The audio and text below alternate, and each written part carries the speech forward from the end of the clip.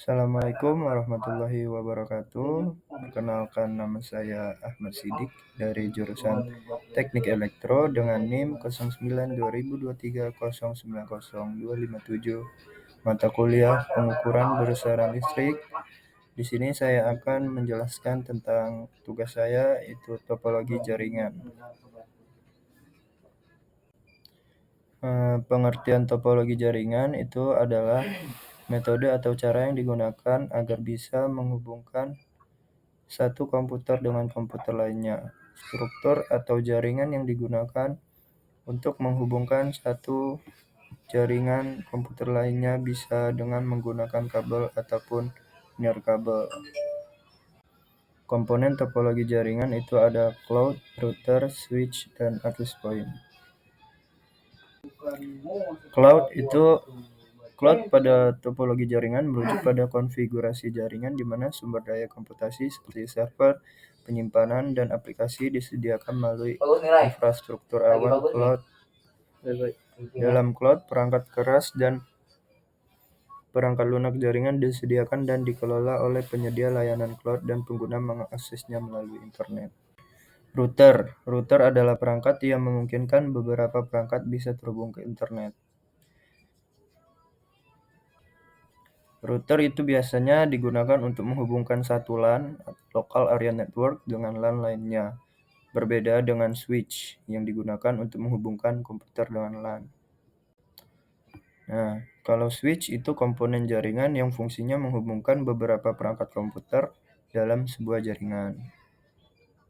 Nah, itu dengan switch kita bisa bertukar data dan informasi. Nah, yang terakhir adalah access point. Access point adalah perangkat jaringan yang dapat menghubungkan endpoint device seperti laptop, smartphone, maupun printer dengan jaringan wireless area network atau jaringan tanpa kabel. Nah, ini adalah topologi jaringan saya yang pengimplementasiannya itu di sekolah.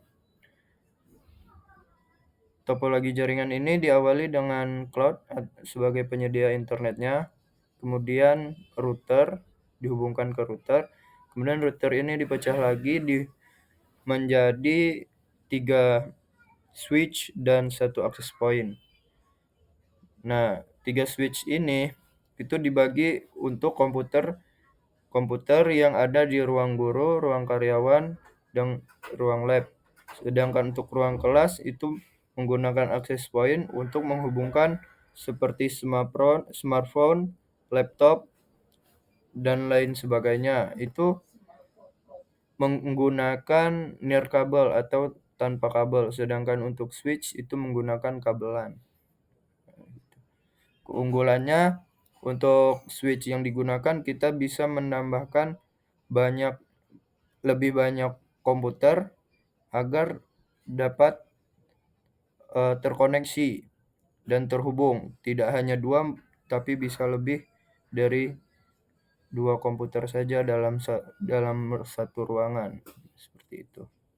Sekian dari saya. Wassalamualaikum warahmatullahi wabarakatuh. Jika ada kurang, mohon dimaafkan karena kesalahan itu milik saya, sedangkan kebenaran milik